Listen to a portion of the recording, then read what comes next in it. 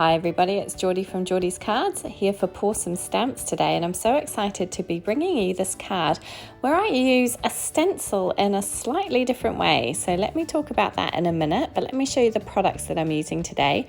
So I have the Coffee Llama stamp set, I absolutely adore this, and I have the Chunky Sweater background stencil. Now I really wanted to use this in a bit of a different way, so I used it as an embossing folder.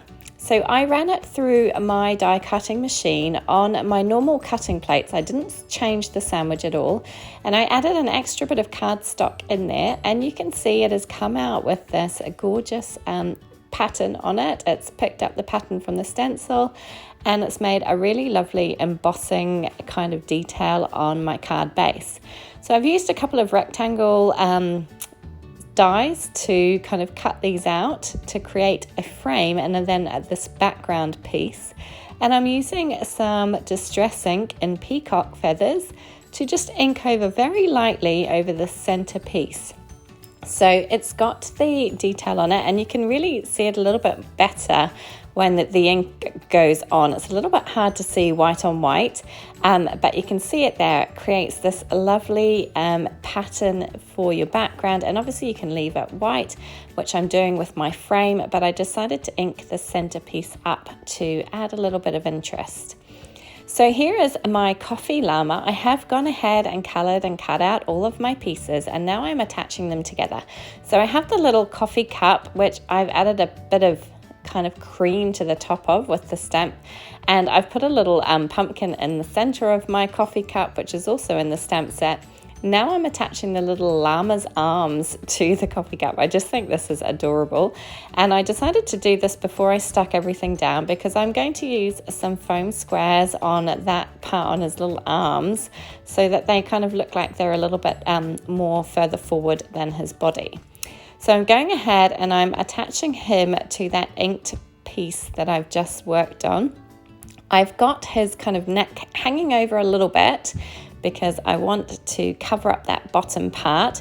And now I'm just adding some foam squares all over the back of his little arms and the cup, as I say, because I want to create a little bit of dimension. I want to make these look a little bit further forward than his body.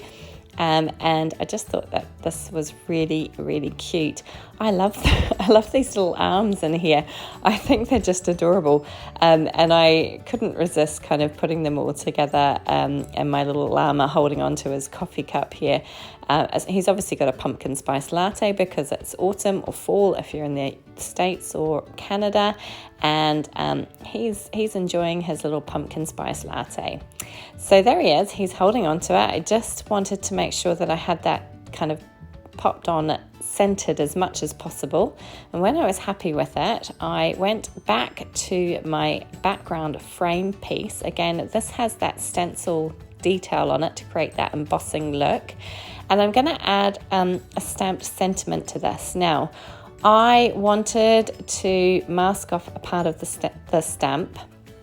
It's the stamp that says a little something to perk you up, and I wanted to have a little something at the top of the frame and then to perk you up at the bottom.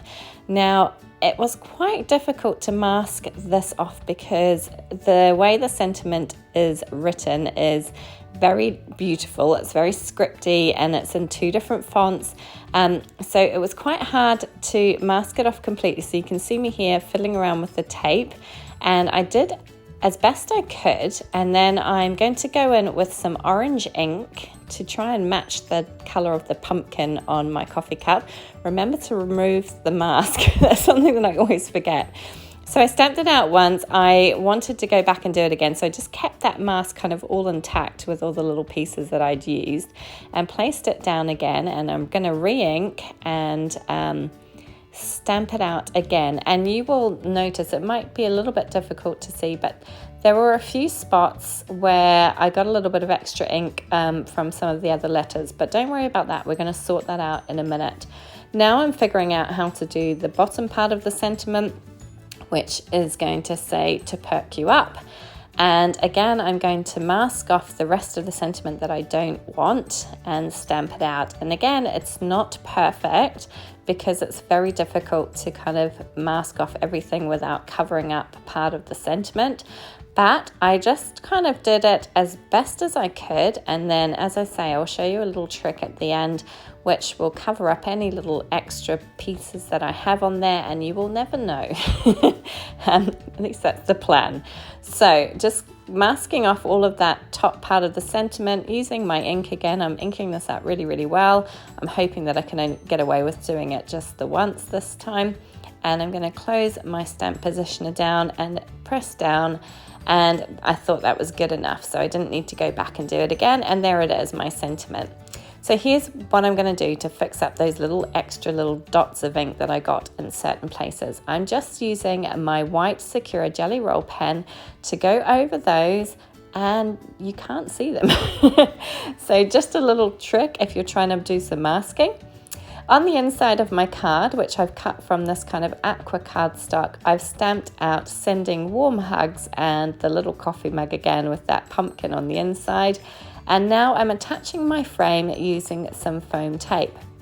So just trying to make sure that it's all centered up.